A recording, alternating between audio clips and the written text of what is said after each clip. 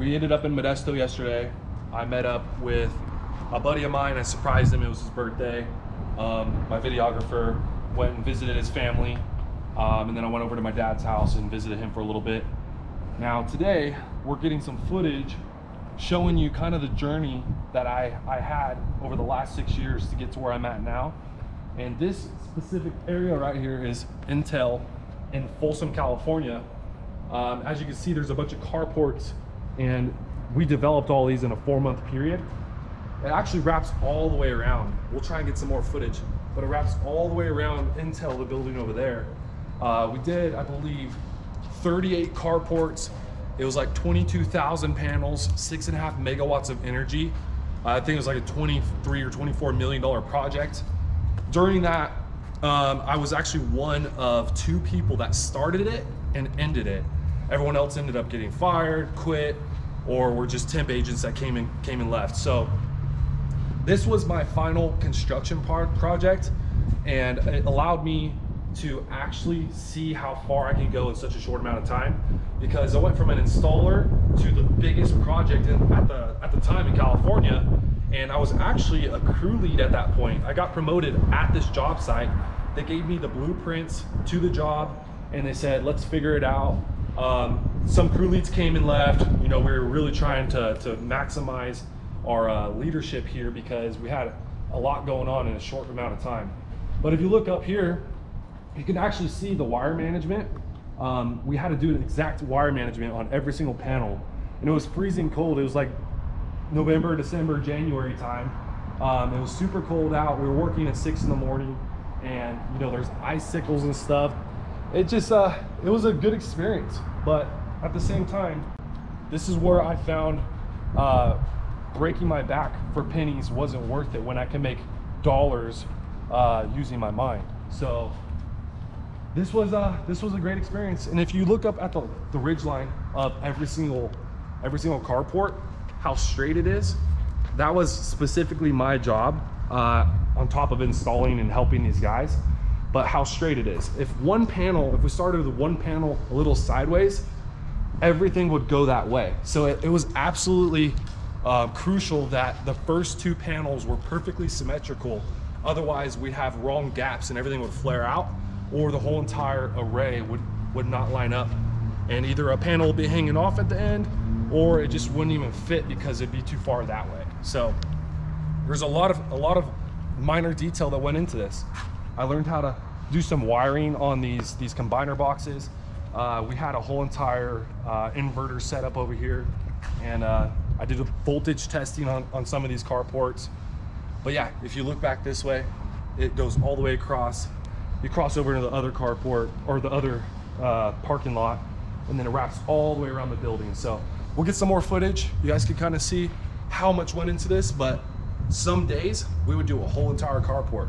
There was even times where we were so fast and so efficient that the next structure wasn't even built. So we just swept the next day and got everything ready to install.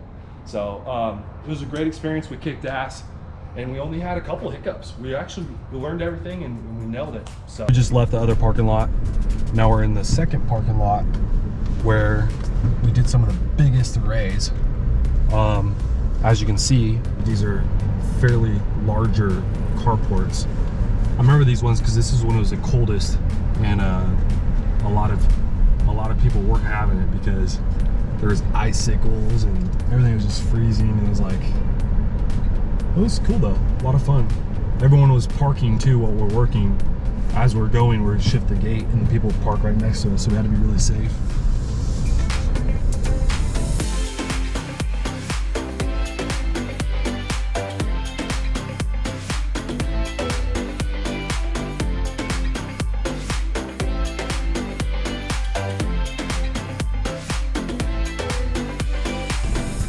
So we're actually on our way to the very first project that I completed from beginning to end. It wasn't the first one that I was on. That one was actually in Cambridge, Maryland. Now we're gonna head to Rockland, California. This is where I actually had the blueprints, and I was teaching myself, and of course learning from others, how to wire manage and all that stuff. So I still have the blueprints at home. When I get back, I'm gonna show you guys that as well. But yeah, this is the first one that we got everything shipped to, got it all up on the roof, installed it all, powered it and everything, and then moved on to the next. Typically there's different phases, but we did this whole entire one in 2 weeks. It's Wal-Mart in Rockland, so I'll be able to show you guys where that's at.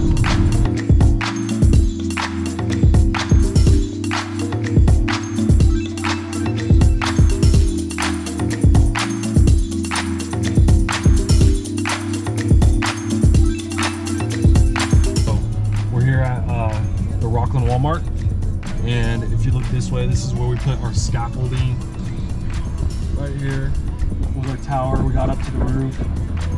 Back here is where we put all of our panels and everything.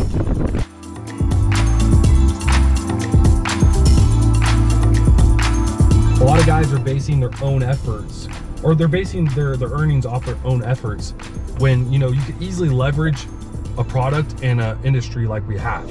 So that's what I did, man. I pretty much stepped out of being a sales rep, put my mind into the business owner mindset, and started duplicating myself. So if you're a killer sales guy, it'd be silly not to duplicate yourself, because a couple $100 grand a year is awesome, but everyone that is good at this should be making millions. And you can't do that without structure, man. So that's what we offer here at Apricot, and I'd love to show you it. Yeah, definitely. All right, so now we're on our way to the very first sales job that I ever had. It was solar, of course, but this company was the first company I've ever done any sales for, and it was where I learned how to door knock and pretty much the basics of solar sales. So I'm gonna show you where that was at. For the first month of my career in sales, I actually had to drive up to this office, about a 2-hour drive from where I was living in Modesto. So after a month, I had realized I don't want to do this anymore. I got my very first apartment about 15 minutes from that office, which I'll show you guys after I show you the office. Yeah, and everything just started to fall into place. All right, guys. So this building right here was the very first building that I would go to for my sales meetings, to check up on jobs, anything like that. And I was driving from Modesto all the way here for the first month, and it wasn't easy, especially being on a low budget. So instead of using that money to drive here once or twice a week, I saved it up for that month and just put it down on an apartment. And that's where we're gonna head next. But these guys are still in business. I'm not gonna say the name. They're still in business. They've relocated. They're still doing great. I'm happy for them. It's a great company. They taught me a lot.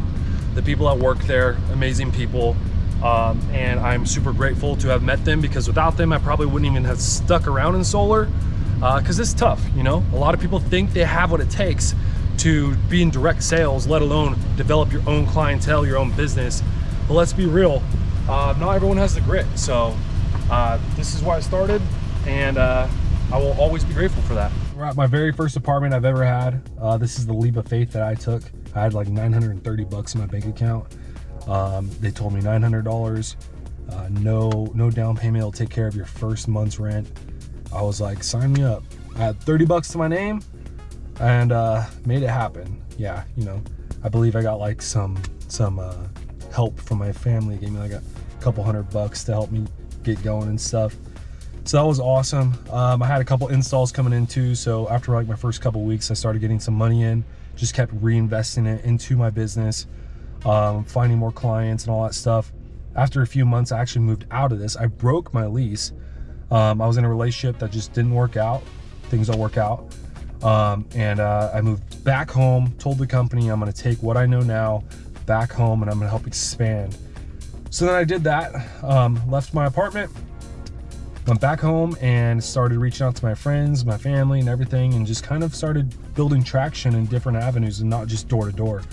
So that helped me big time, because you know, if I were to stay here, I probably would have just stayed a sales rep, right? I wouldn't have learned how to leverage my network, let alone develop outside of this area. So this apartment means a lot to me. There's a lot of good, a lot of bad, and you know, but that's a part of life. So as long as we take it and use that as fuel and not excuses, I believe that we're capable of doing huge things.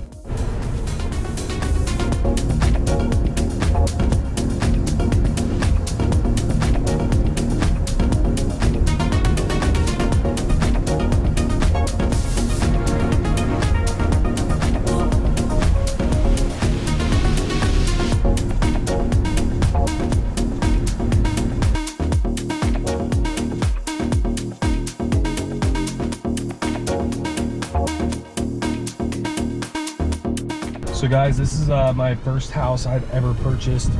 Actually the only house I purchased because I rent now. And I bought it at 22, ended up moving into it at 23. And it was something that I had on my bucket list. I just worked my ass off to make it happen. You know, I was doing everything no one else wanted to do. I was knocking doors, I was traveling, I was spending every dime I had to grow my business. And it was all because I had a goal in mind. And I purchased this house.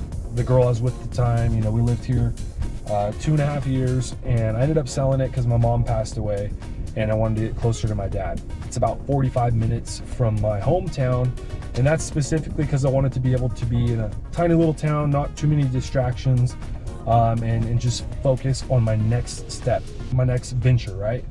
I remodeled the whole thing inside and out, so it's kind of a bummer having to sell it, but it was all for the right reason, and you know, I was blessed in return tenfold. This is the job that introduced me to solar. This used to be an electrical distributor. Those people have actually moved on to a different location. I used to get all the equipment out of the warehouse, pack them up in boxes, label the boxes, put the boxes on a pallet, wrap the pallet, put it on a truck, and then I would have to drive that truck to a job site or to an electrical warehouse of some sort and deliver the equipment.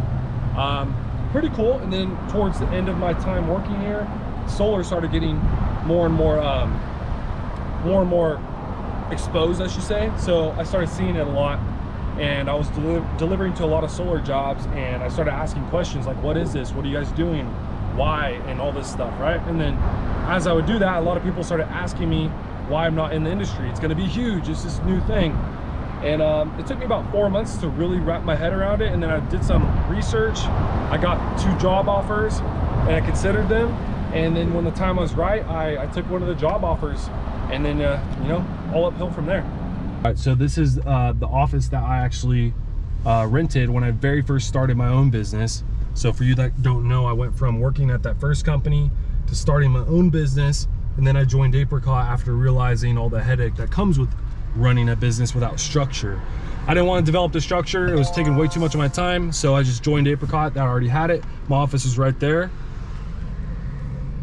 And it was roughly 2,000 square feet. And, you know, it was a huge learning experience. We had some success, that's for sure.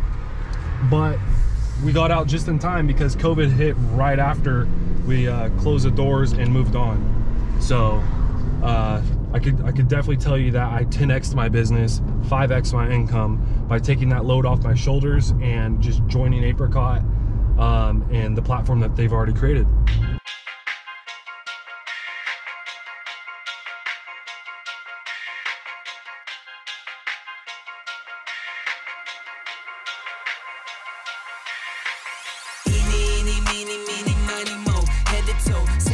Your own style, that's just slang for you, ain't got it though. Talking like you got it, that's a problem, I might let them know. Freeze you like I'm Elsa, so I let it go.